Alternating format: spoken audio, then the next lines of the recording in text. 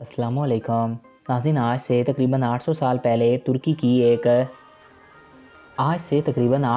पहले तुर्की में एक बेहद ही खूबसूरत मस्जिद आया सोफिया को अपनी शनाख्त वापस मिल गई।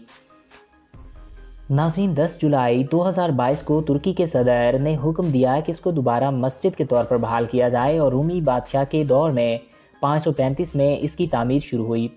इस वक्त ये दुनिया की सबसे ज़ायद जगह रखने वाली और पहली मुकम्मल महराब छतरी रखने वाली इबादत गाह की जगह थी। इसे फ़न तामीर का निचोड़ समझा जाता है, यानी कि रूमी सल्तनत हुकूमत का, और कहा जाता है कि इसकी तामीर से फ़न तामीर की तारीख़ ही बदल गई। चौथी सदी ईस्वी के अंदर रूमी सल्तनत दो हिस्सों में बट गई और मगरबी सल्तनत पर दूसरी मशरक़ी हिस्सा अपने दारुल हुकूमत मज़नीज़ के सल्तनत है। आया सोफिया इस दौर के अंदर एक बहुत ही बड़ा चर्च हुआ करता था। ये मसीहों के ग्रोह आर्थोडक्स का आलमी मरकज़ भी था।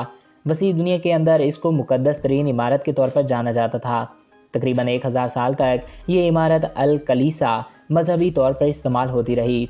मसीहों का अकीदा बन चुका था कि ये खलीसा कहीं इनके कब्ज़े से नहीं निकल सकता।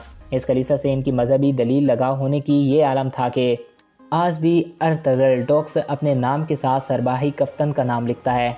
सुल्तान मोहम्मद फ़ातिह ने इस मस्जिद का दर्जा दिया। सुल्तान मोहम्मद फ़ातिह ने, सुल्तान मोहम्मद सानी ने और इसके साथियों ने, सुल्तान ने भी, जो कि 1444 से सन 1446 और 1451 से 1481 तक सल्तनत उस्मानी के सुल्तान रहे। इन्होंने मैं सिर्फ 21 साल की उम्र में ही कुस्तुस्तुनिया, जो कि मौजूदा दौर की इस्तंबुल है, इसे फ़तह करके ईसाइयों की बड़ी बाज़ल्तीनी सल्तनत का हमेशा के लिए ख़ात्मा कर दिया।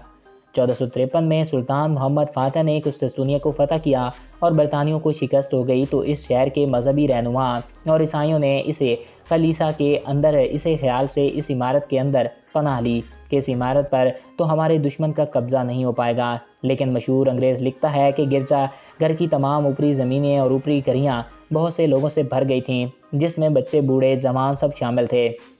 खलीसा के दरवाज़ों के अंदर इतना रश था कि मज़ीद एक शख्स के अंदर घुसने की जगह न थी। सब इस मुक़द्दस जगह की हुकूमत के तहफ़्फ़ुज़ में जगह तलाश कर रहे थे, इसीलिए वो लंबे अरसे से इस जगह को मुक़द्दस जगह पूछते आ रहे थे, जिसे फ़तह करना मुमकिन नहीं था। और ये सब कुछ एक बेतके आराम की वजह से था, जिसके अंदर ये छोटी सी बशारत दी गई थी कि जब तुर्क दुश्मन इस खलीसा के करीब पहुँचेगा तो आसमान से एक फ़रिश्ता हाथ में तलवार लेकर नाजिल होगा और इस आसमानी हथियार के ज़रिए से सल्तनत एक ऐसे गरीब के हवाले कर देगा जो इस वक्त इस सतून के पास बैठा है। लेकिन तुर्क उस्मानी इस सतून से आगे बढ़कर आया सोफिया के खलीसा के दरवाजे तक पहुंच गए, लेकिन ना तो कोई फ़रिश्ता आसमान से नाजिल हुआ और ना ही रूमियों की शिकस्त अता के अंदर तब्दील हुई और खलीसा के अंदर मौजूद किसी गैबी इमदाद का मंजर रहा। और बलाखिर सुल्तान मोहम्मद फ़ातिह के अंदर दाखिल होते चले गए और लूट मार करने की बजाय जानो माल और मज़हब की आज़ादी की ज़मानत दे दी और खलीसा की कीमत अदा की और फ़तह के दिन फजर की नमाज के वक्त यहाँ पर नमाज अदा कर दी।